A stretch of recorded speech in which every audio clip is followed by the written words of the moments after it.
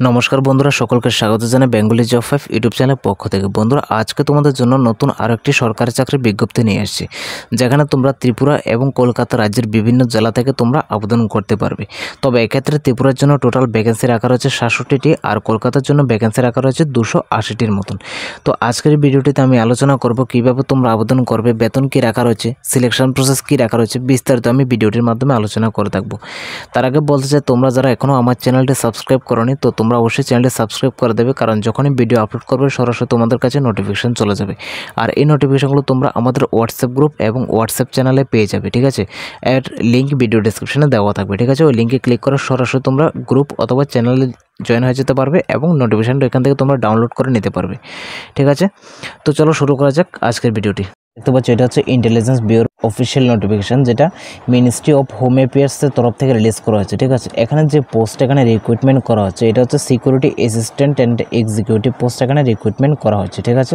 তো আমরা সবার প্রথমে এখানে লেখা রয়েছে, দেখো, security assistant and executive examination 2020, মানে এই দুটি পোস্ট এখানে এক্সামিনেশন নেওয়া হবে, ঠিক আছে। এখানে বলা হচ্ছে অনলাইন অ্যাপ্লিকেশন আর invited from Indian national and direct recruitment to the post of security assistant and executive in following subsidiary and intelligence bureau, মানে ইন্টেলিজেন্স ব্যুরোর আন্ডারে এখানে তোমাদের সিকিউরিটি অ্যাসিস্ট্যান্ট অ্যান্ড এক্সিকিউটিভ পোস্টে রিক্রুটমেন্ট করা হবে, যেটা অনলাইনে তোমাদের আবেদন করতে হবে, ঠিক আছে। অনলাইনে আবেদন করার পরে তারপর তোমাদের এখানে এক্সাম এবং বিভিন্ন যে সিলেকশন প্রসেসগুলো রয়েছে সেই প্রসেসের মাধ্যমে এখানে ইন্টারভিউটা নেওয়া হবে, ঠিক আছে।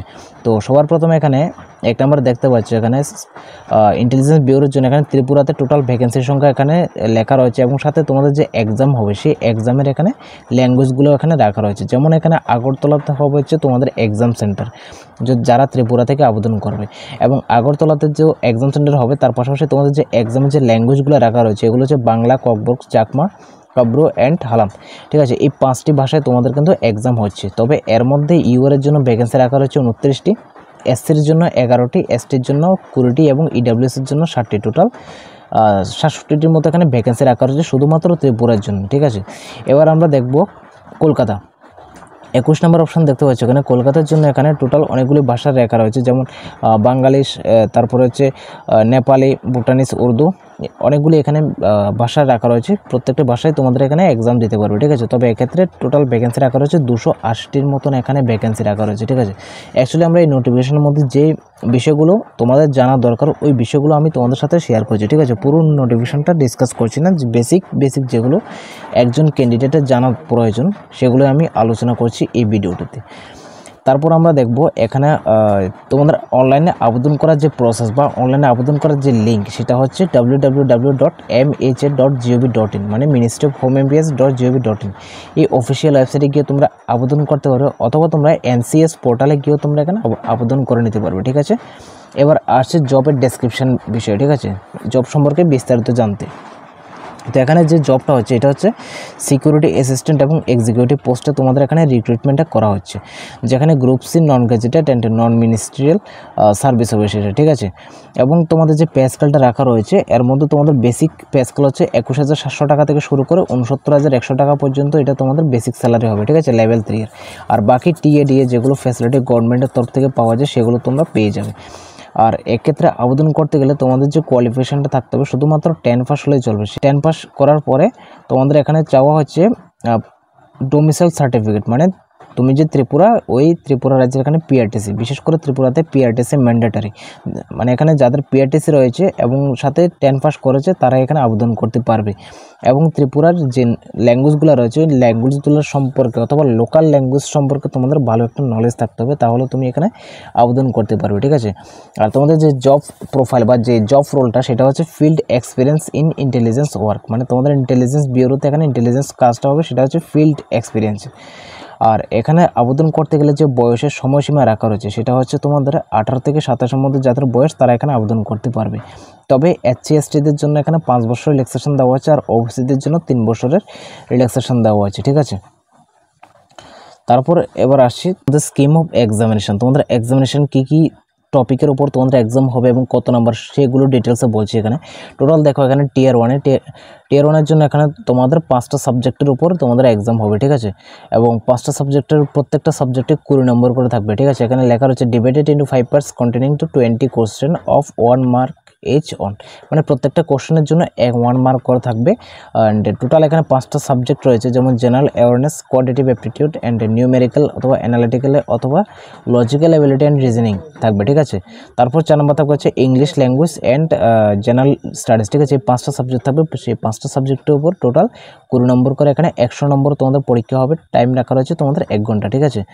এবং এর মধ্যে তোমাদের নেগেটিভ মার্কিং রয়েছে, 4টা কোশ্চেন যদি ভুল হয় তাহলে 1টা নাম্বার তোমাদের মাইনাস হবে, ঠিক আছে। এটা হচ্ছে তোমাদের নেগেটিভ মার্কিংয়ের রুলস।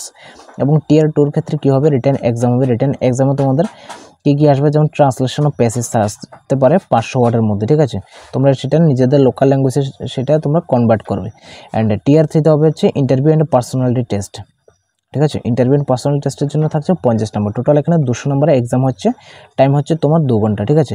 টিয়ার 1 এর জন্য 100 নম্বর 1 ঘন্টা, টিয়ার 2 এর জন্য 50 নম্বর 1 ঘন্টা, এবং টিয়ার 3 এর জন্য 50 নম্বর, কোনো টাইম টেবিল রাখা নেই, ঠিক আছে। এবার তোমাদের এক্সামিনেশন সেন্টার কোথায় হবে, বিশেষ করে যারা ত্রিপুরা থেকে আবেদন করবে, তোমাদের ত্রিপুরাতে এক্সাম সেন্টার হচ্ছে তোমাদের আগরতলাতে, ঠিক আছে। সেটা আমি তোমাদের দেখাচ্ছি। অ্যান্ড এখানে দেখো 125 নম্বর, দেখো এই যে ত্রিপুরাতে জন্য এখানে আগরতলা তোমাদের এক্সাম সেন্টার রাখা রয়েছে, ঠিক আছে। এবং কলকাতার জন্য টোটাল এখানে অনেকগুলি রাখা রয়েছে, প্রায় টোটাল 6টি জায়গাতে তোমাদের এক্সাম সেন্টার রাখা রয়েছে, ঠিক আছে। আসানসোল, বর্ধমান অ্যান্ড দুর্গাপুর অ্যান্ড কল্যাণী, কলকাতা, শিলিগুড়ি, ঠিক আছে। এই জায়গাগুলির মধ্যে তোমাদের এক্সাম সেন্টার রাখা রয়েছে কলকাতার জন্য, ঠিক আছে।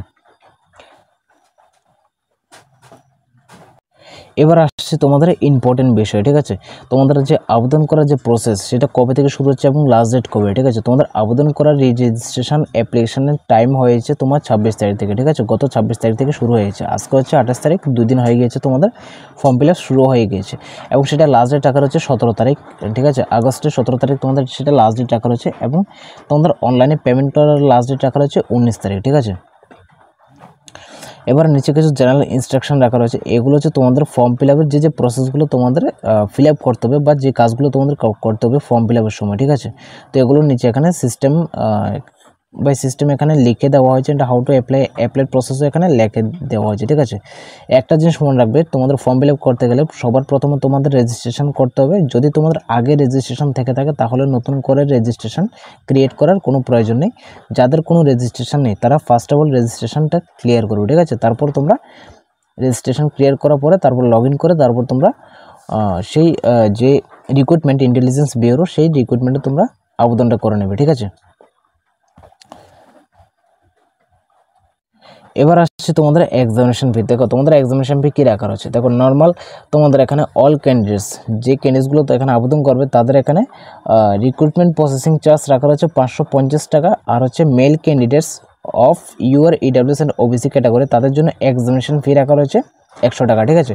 টোটাল হচ্ছে 650 টাকা, মানে এক্সামিনেশন ফি রাখা রয়েছে 100 টাকা এবং রিক্রুটমেন্ট প্রসেসিং চার্জ রাখা রয়েছে 550 টাকা। টোটাল সব মিলিয়ে হচ্ছে 650 টাকা তোমাদের এখানে ফর্ম ফিল আপের সময় দিতে হবে, ঠিক আছে।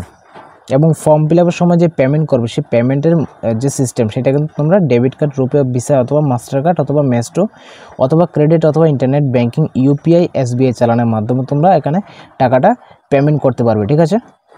ক্লোজিং ডেট রাখা রয়েছে, সেটা হচ্ছে 17 আগস্ট, মানে সেটা হচ্ছে লাস্ট ডেট। তো লাস্ট ডেটের পর আর অ্যাপ্লাই করতে হবে। তো যারা আবেদন করবে তারা আগামী 17 তারিখের মধ্যে তোমরা আবেদন করে নেবে, ঠিক আছে। কারণ কেউ অপেক্ষা করবো না যে আমি লাস্টে গিয়ে আবেদন করবো বা আরও কয়েকদিন পর আমি আবেদন করব। কেননা বলছি, তোমাদের যখন 17 তারিখ লাস্ট ডেট রাখা রয়েছে তার থেকে 2 থেকে 3 দিন আগে তোমাদের সার্ভার অনেক ডাউন থাকে, ঠিক আছে। ফর্ম ফিল আপ করা যায় না। তো তোমরা যারা ফিল আপ করবে আগে থেকে তোমরা ফর্মটা ফিল আপ করে নেবে, ঠিক আছে। তো যারা পরীক্ষা দেবে বা এক্সাম দেবে তো তোমরা ভালোভাবে প্রিপারেশন করবে, এটাই কামনা রইল। অ্যান্ড তোমাদের জন্য কিছু বুক আমি সাজেস্ট করব, হোয়াটসঅ্যাপ গ্রুপে আমি লিঙ্ক দিয়ে দেবো, ঠিক আছে। অ্যান্ড নিচে তেমন আর কোনো কিছু নেই, এগুলো হচ্ছে জাস্ট তোমাদের যারা ইডাব্লিউএস সার্টিফিকেট চাও তো তোমরা এখানে নিচে থেকে ইডাব্লিউএস সার্টিফিকেট তোমরা ডাউনলোড করতে পারবে, সাথে ইনকাম সার্টিফিকেট। তো অ্যান্ড এক্স সার্ভিসম্যান যদি কেউ আবেদন করতে চাও তাহলে ex serviceman certificate, and OBC candidate যারা রয়েছে তাদের ফর্ম এখান থেকে তোমরা ডাউনলোড করতে পারবে, ঠিক আছে। এগুলো হচ্ছে ব্ল্যাঙ্ক ফরম্যাট, এগুলো তোমরা ডাউনলোড করে এসডিএম অথবা ডিএম থেকে তোমরা সাইন, হ্যাঁ ওই সাইনটা তোমরা নিয়ে নিতে পারবে, ঠিক আছে। তো এটা হচ্ছে তোমাদের রিক্রুটমেন্টের প্রসেস অ্যান্ড রিক্রুটমেন্টের তথ্যগুলো। তো আশা করি ভিডিওটি ভালো লেগেছে। তো দেখা হচ্ছে পরবর্তী ভিডিওতে। ধন্যবাদ সবাইকে।